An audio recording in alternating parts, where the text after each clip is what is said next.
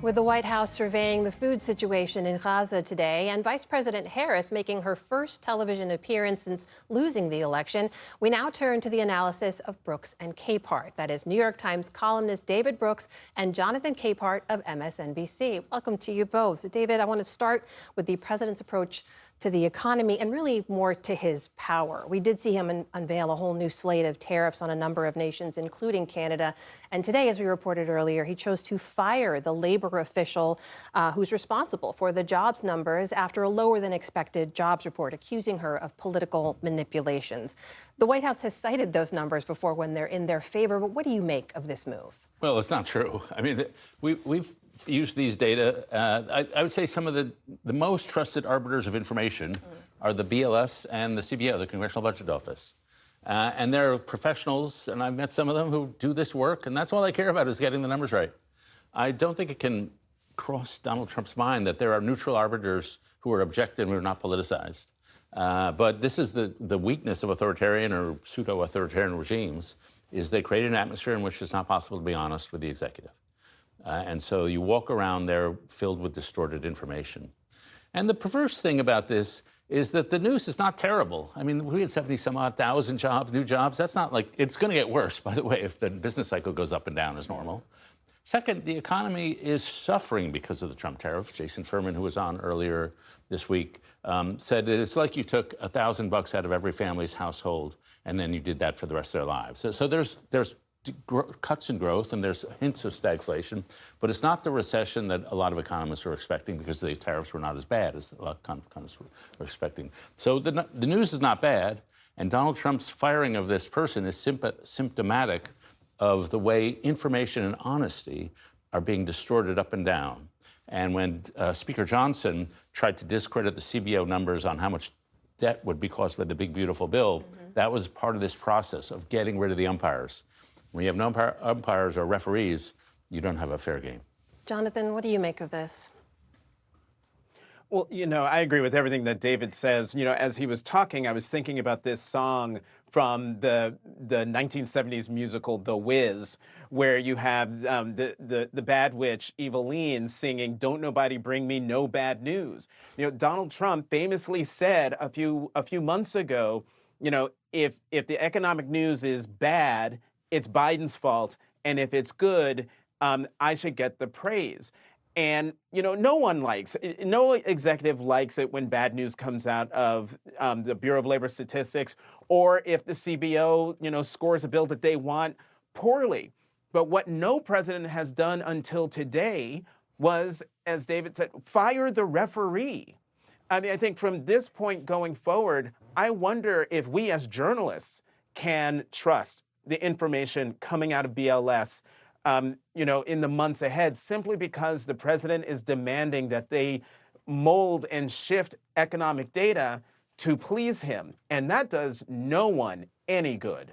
Let's shift our focus overseas now, David, because this week we saw a bit of a shift in how President Trump at least talks about what's happening in Gaza right now. He talked about the suffering of Palestinians in a new way, saying you can't fake it when he'd seen images of the starvation. We saw Special Envoy Steve Witkoff and Ambassador Mike Huckabee on the ground there to see it for themselves.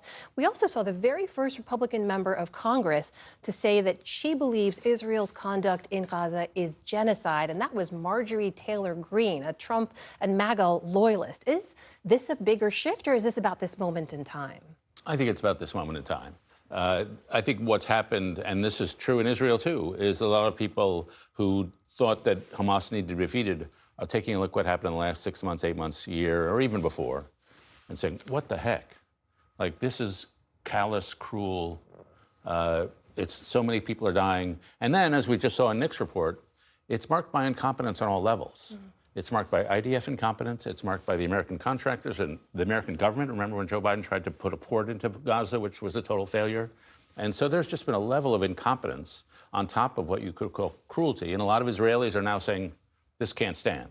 And we even have Israeli human rights groups, or at least one, calling it genocide, which I don't think it's accurate. I think it's more accurate to say it's ruthless warfare. It's more like the Battle of Dresden in the middle of a war situation of being callously disregarding to civilian casualties. I think that's more accurate than genocide. But there has been a shift. And the good, if I can find a silver lining here, the Arab League today, or this week, an unanimous vote, said that Hamas needs to step down, free the hostages, and get out of Gaza.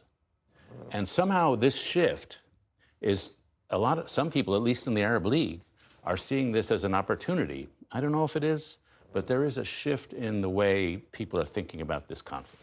Jonathan, what do you make both of what we've heard from President Trump and also the fact that more Senate Democrats than ever before this week voted to block weapon sales to Israel? How are you looking at this? Oh, I'm looking at it as the ground is shifting in the perceptions and the long-held views of United States support for Israel, for the Israeli government. But the thing that I find most galling about what President Trump said about what we're seeing coming out of Gaza, this is a man who is the leader of the free world, who gets an intelligence briefing every morning. He has more access to information than anyone else on the planet. And his diagnosis of what's going on is the television pictures look really bad. To me, that says the President of the United States is not active behind the scenes using American power and muscle to bring forth a resolution to the war between Israel and Hamas, and instead is worried about the optics, the public relations disaster that this is, as he said before, for Israel. What needs to happen in that region is for true, real American leadership, and it's not happening. Meanwhile, last night, as I'm sure you both saw in her very first interview since the 2024 election, former Vice President Kamala Harris spoke to Stephen Colbert and explained her decision not to run for California governor or any other office right now. Take a listen. I believe, and I always believed, that as fragile as our democracy is, our systems would be strong enough to defend our most fundamental principles. And I think right now that they're not as strong as they need to be, and I just don't want to, for now, I don't want to go back in the system. David, it's the system she described as broken. What do you make of that response? First, I give people who lost the presidential race a lot of grace. It's apparently brutal. Bob Dole used to joke, what's it like to lose? He says, oh, I sleep just like a baby. I wake up every 3 hours screaming. And so it's super hard to be in that position. One thing I really liked what she said and one thing I didn't like what she said. The system is broken. Running for governor, the gubernatorial system is not broken. Governors all around the country are doing wonderful work. And Washington is a little broken, but running for governor, I think, would be a nice way to serve the country. But that's totally up to her, obviously. The part where I totally agreed with her was she made a point about capitulation. And this has shocked me, too, that in Israel, when Bibi tried to do these judicial reforms before October 7th, hundreds of thousands of people got to the street, and they did it for month after month after month. And now we have a similar situation, and this happens all across the world. When somebody tries to centralize power, the people rise up. And why have the people not risen up? And everybody's cutting separate deals.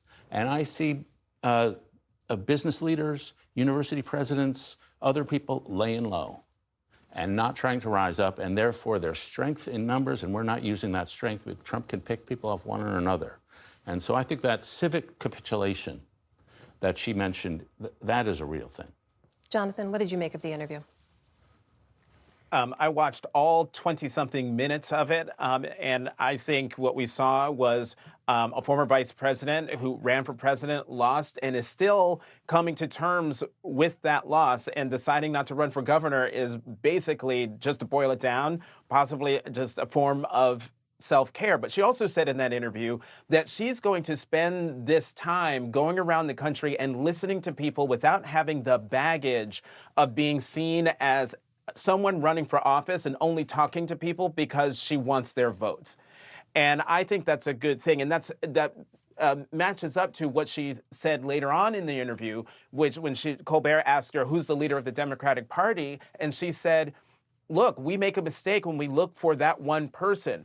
It's up to all of us to jump in and push back on what's happening in the country and do the kind of leadership that we're pining for. Get out there and do it.